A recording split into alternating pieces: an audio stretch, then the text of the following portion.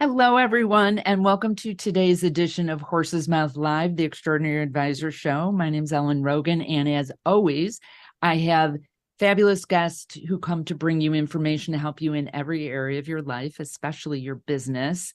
And today we have Michael Thomas on, and we're going to talk about financial empathy. And this is about deeply connecting with your clients and looking at things in a different way than perhaps you have before, or an enhanced way that perhaps you have before with your clients. Michael and I met through another guest we've had on this show, Preston Cherry. And I want to give you a little bit about Michael's background because it's really great. And when I met him, was so excited about all the work that he's up to. Wanted to have him on the show. It was kind of a long time coming with some scheduling things, but as we were talking about, things happen always when they're supposed to. Absolutely. So Dr. Michael Thomas is an accredited financial counselor and lecturer at the University of Georgia, where my husband is an alum. His research focuses on financial empathy and self-compassion. I don't even know what this means, so you're going to have to explain this, Michael. Data visualization's effect on financial behavior. So that's not was originally what we were going to talk about, but you have to explain that to us. I don't even know what that means. And the connection between brain function and money, so interesting and fascinating. His philosophy on how to effectively interact with money is really well explained in his TED Talk, which all of you should watch. It's so good. And whether you're a financial advisor or not, I think it's super helpful to watch this. It's called Financial Empathy, Understanding the Story Behind the Numbers. It should be required viewing for any financial advisor, but really any person who deals with money or is married to somebody and dealing with their money. And, you know, he's really an expert in utilizing financial empathy as a process for active listening and created client-focused solutions for advisors. He also does all sorts of cool stuff. We were talking before we got started about money dogs, DAWGS. With if you're a UGA person, you know exactly what that means. But it's actually a summer camp for kids around money at University of Georgia. Like, how cool is that? Okay, and he also has a book that's out, Black Financial Culture, Building Wealth from the Inside Out. So much for us to talk about, Michael. Thank you so much for being here. Yeah, I am super excited, Ellen. And again, thank you. And even though it's been a long time coming, like we talked about, and you just said, it's the right time. So I appreciate you. Cool. So let's start with this concept of financial empathy. I have not heard that before, and I've been around the industry for a lot of years. What does that actually mean? Yeah, very good question. Financial empathy, the way that I explain it, is one's capacity to understand, feel, and respond compassionately to the context of someone's financial circumstances and situation. So literally what it does is that it takes what we've seen in the literature, and this is, again, in research and in all literature, depending on who the researcher is, they're going to utilize a different definition of something, right? And then based on the definition that I use is going to drive me down a path of the type of questions that I have and how do I operationalize or how do I prove for something. So I tend to believe that empathy is a process, generally speaking. And a lot of people tend to confuse empathy with sympathy. Sympathy is, generally speaking, more of an emotional response. Empathy is actually more balanced. It's cognitive and it's emotional. And emotional up to a point to where you're not overridden by your emotions like your client might be. So I have the ability to sense and to feel where my client is, the emotional state of my client. But I also have the capacity, maybe unlike my client, to use my prefrontal cortex and to work through a situation where they may not have the capacity to see through at this point because their autonomic nervous system, they're engaging in a fight or flight response. Generally speaking, people engage in flight, which is avoidance. I think that that's probably one of the number one things that we see that most people engage with as it relates to money. But the idea is that we engage in this process of understanding. We engage in this process of trying to, as best as we can, to connect to the spirit of the thing, even though we might not be able to connect to the thing. So for instance, if someone says that I feel afraid in a certain situation, I may not understand the situation, but I do understand what fear feels like. I do understand the emotion of sadness. I do understand the emotion of joy, right? So we can find ways to connect. And then the idea beyond that is, so that's cognitive empathy, which is the understanding piece of it. Yeah, the affective empathy, which is the emotional element of it. And then we have my favorite part of empathy, which is compassionate empathy. That's where we respond in the best interest of an individual, as opposed to being succumbed by our own emotions and doing what's in the best interest of ourselves. That leans more towards sympathy, right? And then sometimes compassionate empathy means that, you know what, I may not have the capacity to serve the person that I'm serving.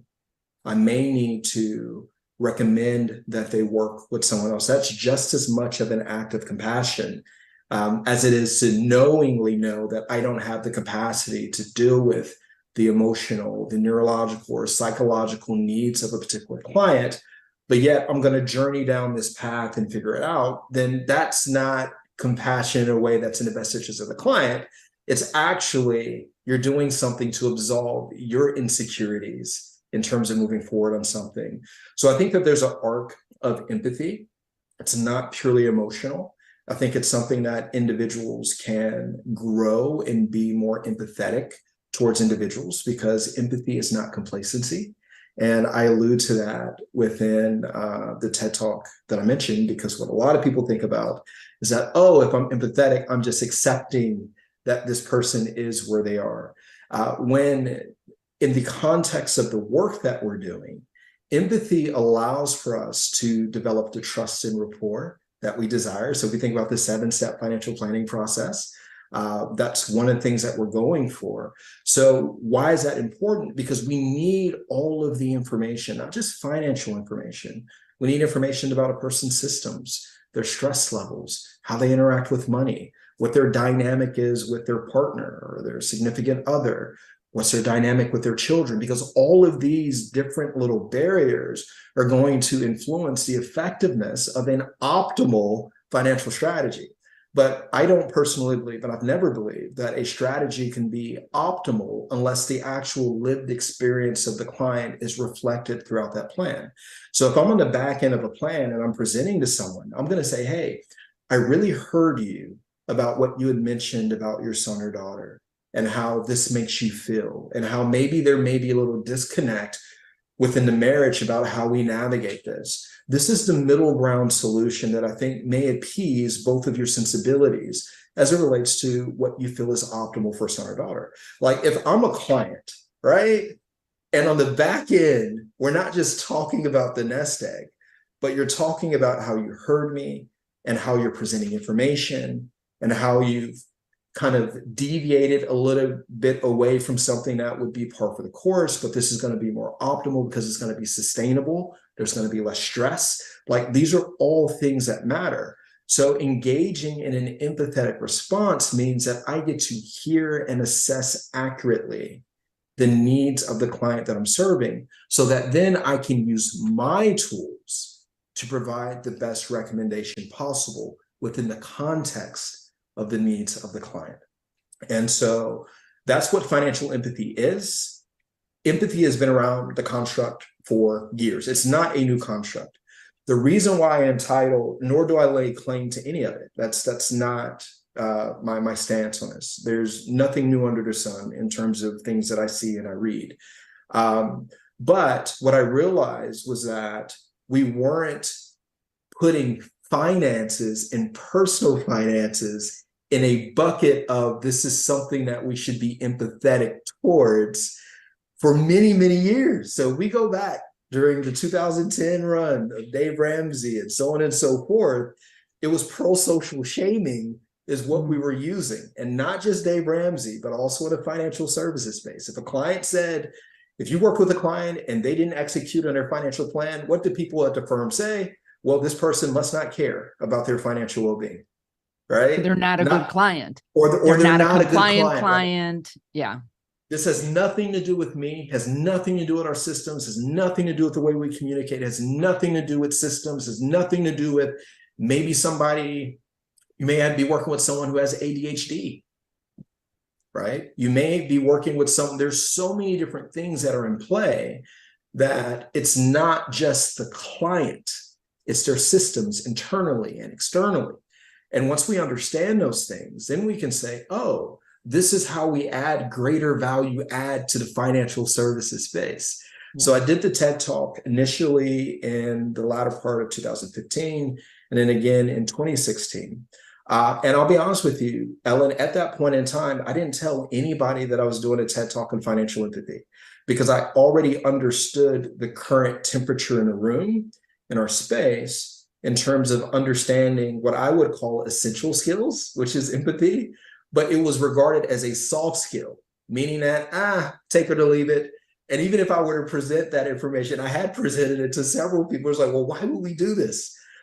So I love the fact that our space and our industry has evolved so much to a point to where I can honestly say that the space that we're in now is the space that I've always wanted to operate in as a financial services space, not just working in addressing people's financial needs, right? The financial need is just a conduit to the thing that matters most, right? And understand that we're working with humans, that we're working with complex individuals, whether it's religiously, whether it's,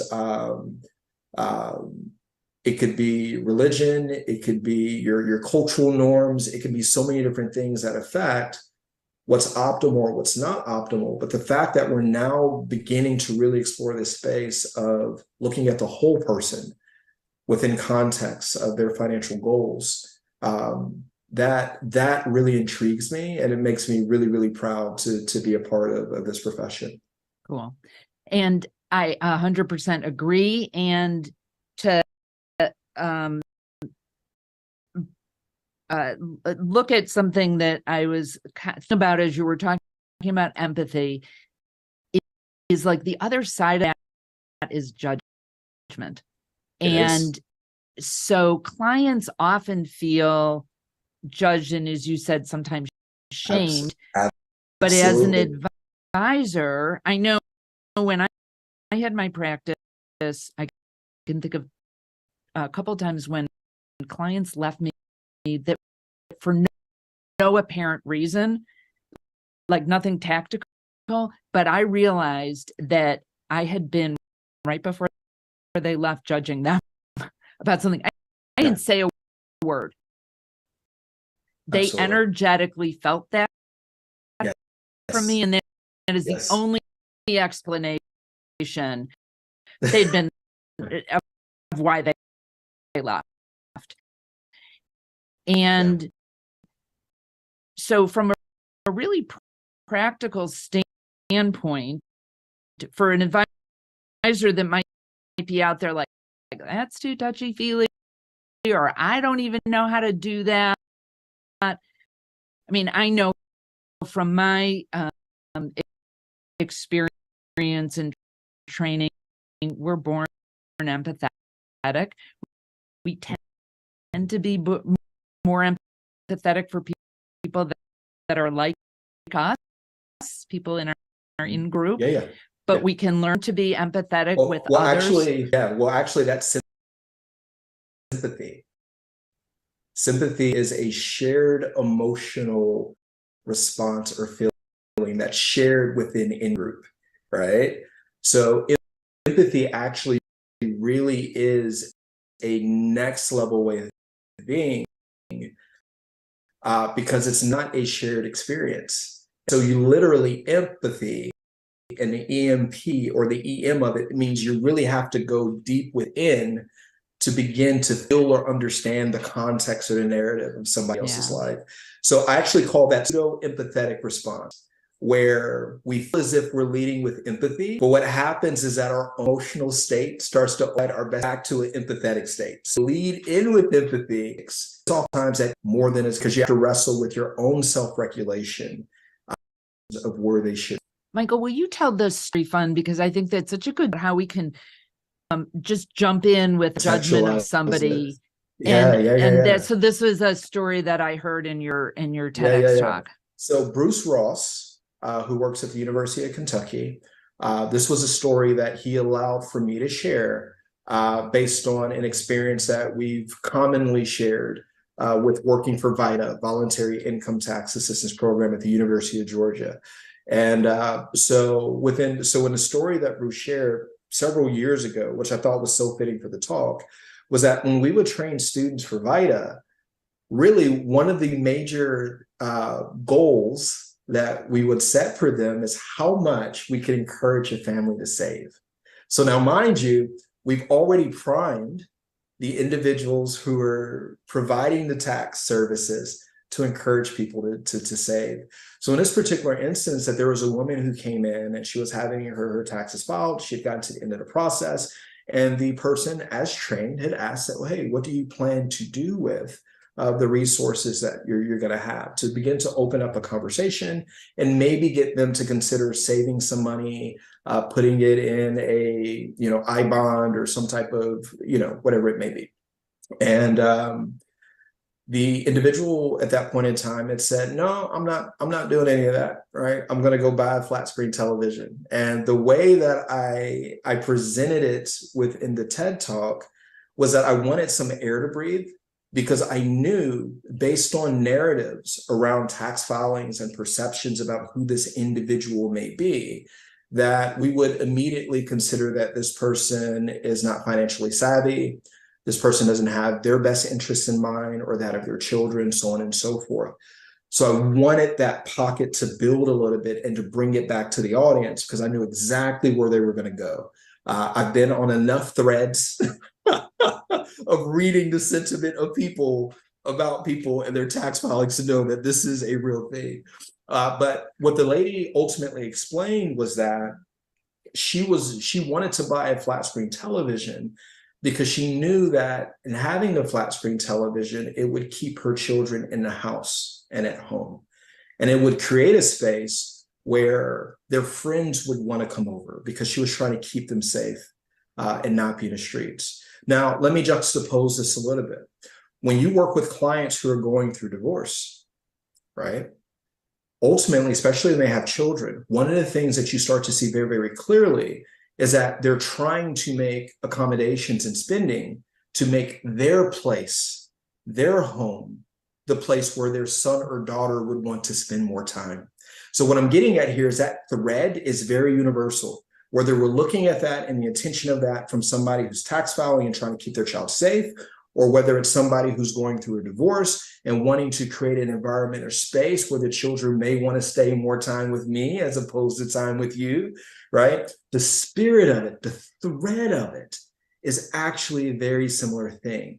And that's the beauty of empathy, is that the spending patterns, we can see both families bought flat screen televisions, both families bought the latest PlayStation 5, both families got Hulu and this and that or the other, and you're sitting here thinking, like, why are you spending all this money?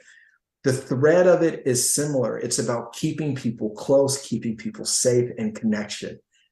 We can all connect to that, regardless if this is a Black woman or a white woman, socioeconomic status, on welfare, whatever it may be, doesn't matter. Regardless if this is somebody who is affluent or upper middle class, whatever. Like, we can all connect to the connection of that, which is the beauty of empathy, is because when we really start to unpack it in a powerful way that I think that often goes overlooked, we actually find that we have more commonality and connection with people in our experience, regardless of race, gender, diversity, things of that nature across the board. And we have more in common than we think that we do, because that thread of connection is a human emotion and element. And I think it's such a beautiful thing. So that story, I think, really encapsulated it. But the fact that I called the audience out, because I said, you knew what you were thinking, right? Because it was very real. Because if I wasn't aware, I would have thought the same thing, Ellen. So for me, I've even had to evolve in the way that I think about working with clients at the University of Georgia, working with students, and making this less about me and making this about, well, what is the goal? What are we trying to achieve here? And how do we get there most effectively? That's in the good interest of my time and energy, obviously, because there is something called compassion fatigue. It's a very real thing that needs to be unpacked. There's not enough time to unpack that here, but it is a very real thing. So we have to be mindful of protecting our energy and efforts, even while serving others, and to be able to set appropriate expectations in terms of how much of ourselves we can actually give. All of it is incredibly appropriate within a context of empathy and within a context of compassion. So what are ways that advisors can up their empathy skills, whether it's certain questions to ask or other things they need to do on their own side to work more effectively with their clients? Yeah, well, one, I think that the first thing is the mental paradigm, right?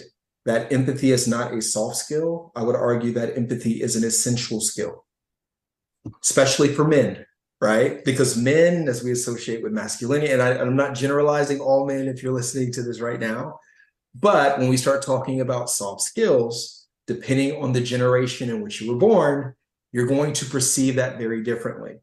And I also think about this from, well, how do we create a win-win situation? Well, if the goal is the bottom line, and because no plan is worth its weight of gold if a client does not execute on it to actually then derive the benefits, then to help us build our client base, then I would argue that empathy, just as much as being an essential skill, it's necessary for business growth and business development. So let's just talk about base layer, bottom line, practical application for why this is important. It's not about being touchy-feely. It's about how do I best tap into the vulnerability of my client so I can get all the necessary information that I need to actually effectively help them navigate this process successfully. To me, I just think that that's a very linear process. So I don't struggle with that disconnect, but I really want to challenge people's paradigms around empathy and it just purely being this emotional thing. It's intellectual, it's emotional, it's balanced. And that's the beauty of it. Once we've gotten over that paradigm, there is a process that's in the literature on empathy and physicians and things of that nature. It's called NURSE. So it's an acronym. And generally speaking, when you look at the ratings of nurses compared to physicians, nurses rate more highly than physicians do. Oftentimes, you'll see it that a patient will come in and primarily would want to spend all their time with the nurse. Why is that? Because when a nurse comes in, the nurse is taking a little bit more time. The nurse has the time. The nurse is asking more about their background, their health histories. I'm being known, I'm being seen. I don't feel as if I'm being judged. This isn't cold, this isn't whatever it may be.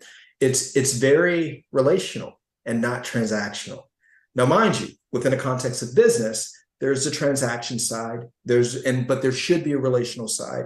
And we have to do a better job of blending the two. So the NURSE acronym, I think, is an excellent way to engage in, let's say, your onboarding process with a client, especially if they bring up something that you clearly recognize that this is something that we should explore, but sometimes we don't explore it because we don't even want to know where that goes. But if that means on the back end of the engagement, once we delivered the plan, and I knew that this thing was a thing, and we didn't address it, and I didn't communicate it, if I didn't present information in a way that dissolved this emotional arousal or stimulus, then I'm trying to call the client and I can't get in contact with them.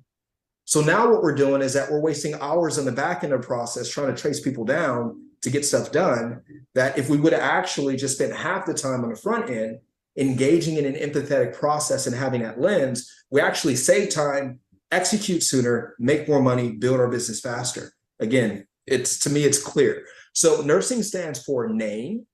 So if something comes up, we want the client to name that emotion, to name that thing, name that feeling. And then once they've named it, we want to seek to understand it from the client's lens and the client's perspective. And this is where like different therapeutic methods of mirroring your client, positioning yourself, leaning in, Just being very attentive and in tune with what your client matters, especially during this understanding element of it. And it doesn't mean that you have to agree with. It just means that you're creating the space for them to be heard. Now, mind you, we exist in a space right now with social media where people are starved of attention, starved of it. And this is probably the first time in a while where they've actually had an opportunity to maybe talk about money, to talk about anything that's important to them, and to be vulnerable in a space where someone is actually listening. Think about that. How many times during your weeks where you engage in a normal course of your days and you're ripping and running all over the place, you're moving from one project to the next, did you ever felt really listened to? Did you ever felt heard, appreciated in any respect?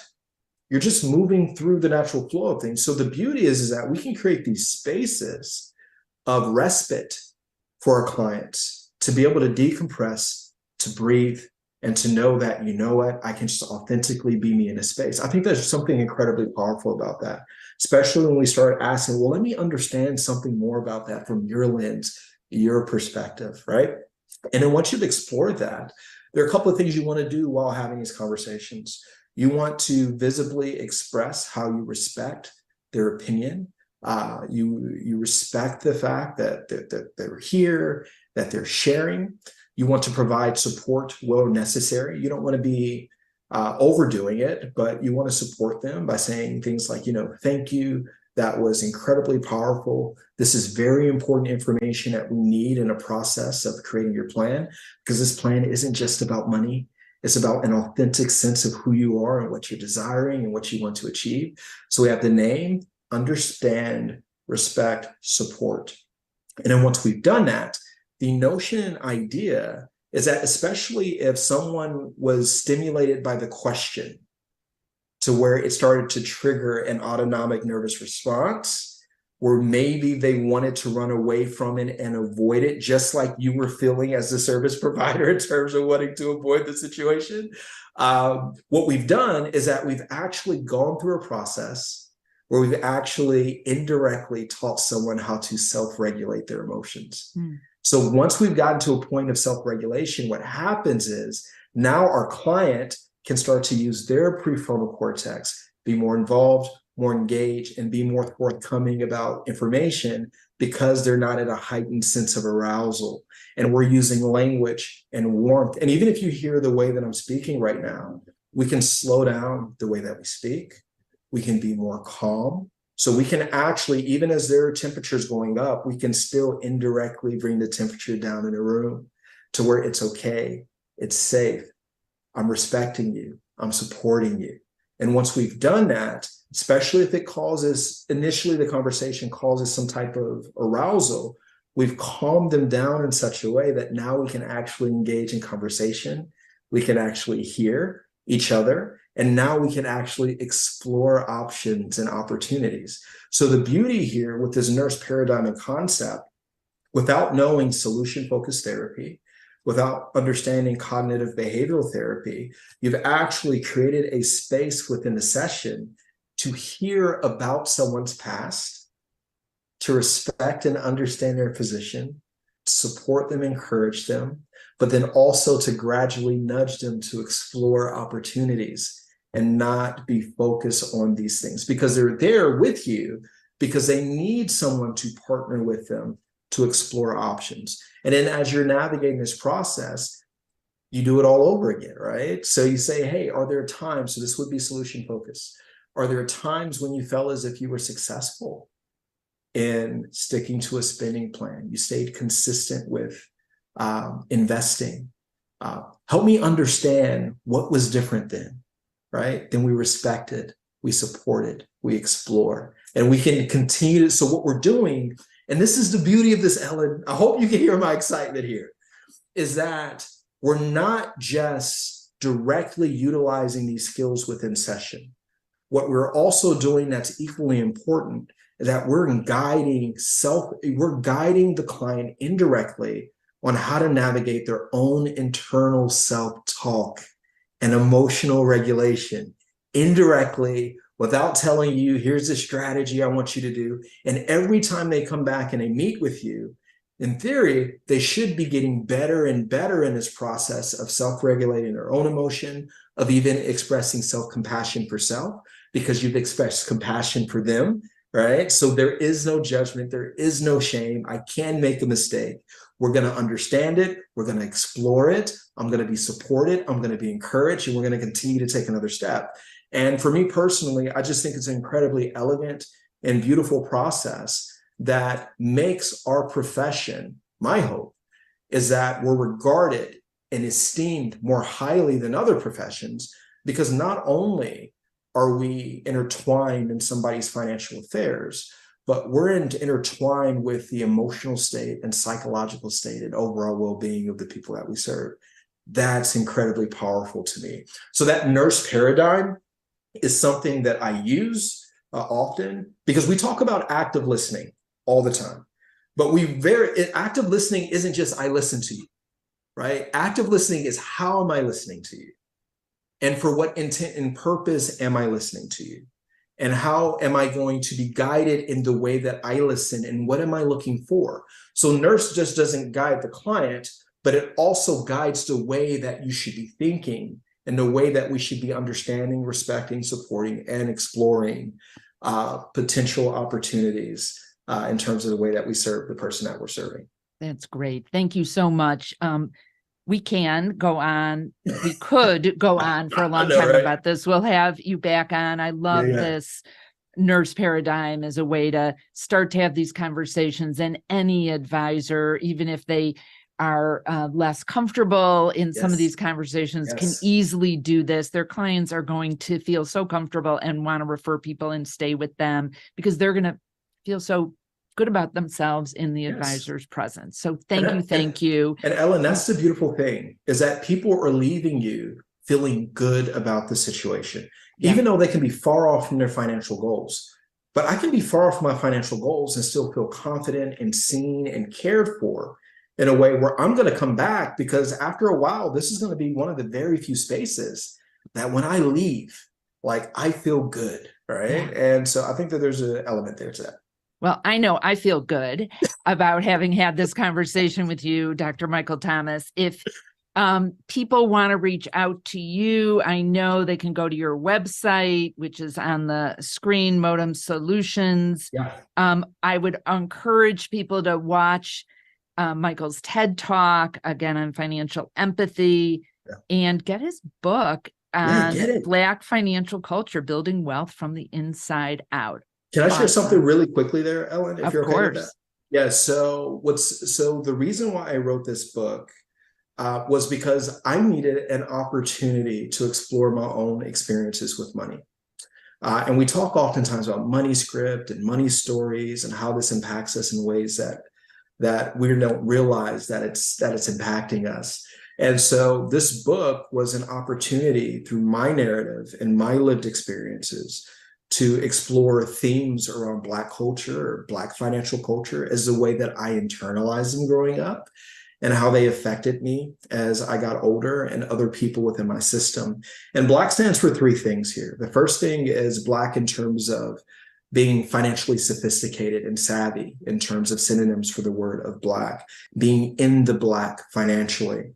The other definition for Black is Black in terms of the color and its ability to absorb light and to create warmth. So my idea was, I have the opportunity to work with people like you, Ellen, Preston, and so many people in this space, that you absorb all this amazing information. I wanted to distill it down in such a way that someone would feel warmth through reading this book because of the collection of information. And then the last thing was Black in terms of Black culture, not Black culture in terms of this is Black culture, that I know Black culture intimately, but my unique experiences in terms of how I've internalized Black culture through my own experiences, very intimate and vulnerable experiences that others may or may not be able to connect with, but it is authentic and vulnerably me.